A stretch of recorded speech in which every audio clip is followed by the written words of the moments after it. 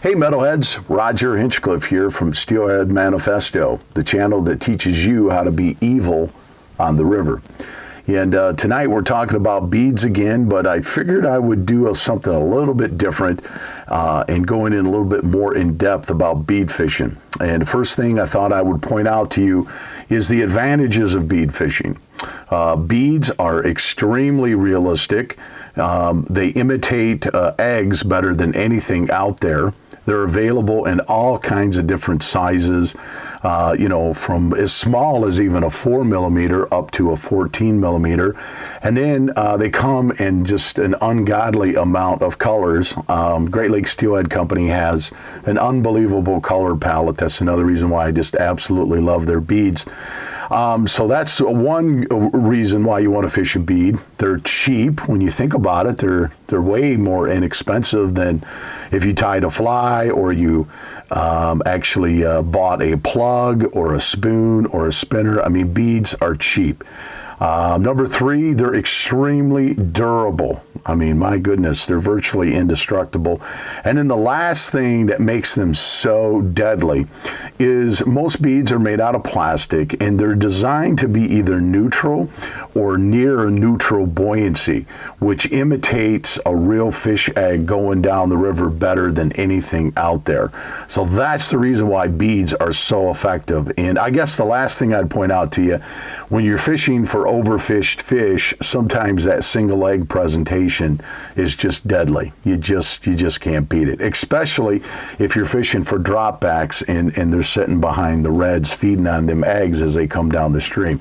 So those are the benefits of the bead. Now, the other thing that I thought we would discuss tonight is there's 3 stages to the egg bite. There's 3 stages. The first stage would be the live egg bite, or some people call it the fresh egg bite. And that's when you want to use smaller colors if the water clarity is there.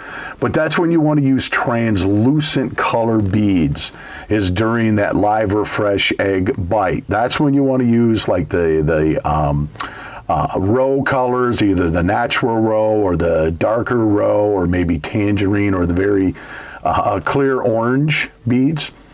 But just think translucent. That's what you want to think when you're fishing that particular stage of the egg bite.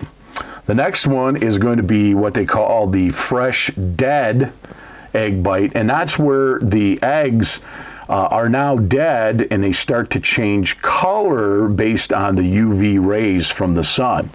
And that's when I like to fish like the caramel colored beads, the caramel color, or I even like to use the fluorescent colors like the oranges, or like the glow roe beads. I mean, these are great color choices when you're fishing the fresh dead egg bite.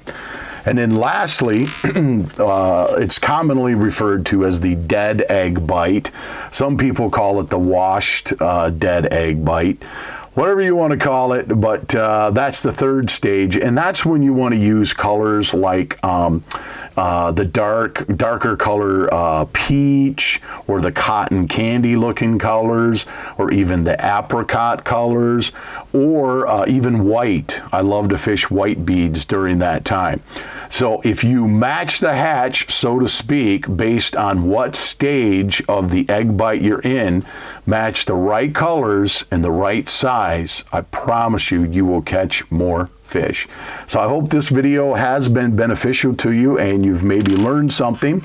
If you've liked it, please don't forget to like and subscribe to our channel, and please share. Thanks again for tuning in. We'll see you next time. Fish on.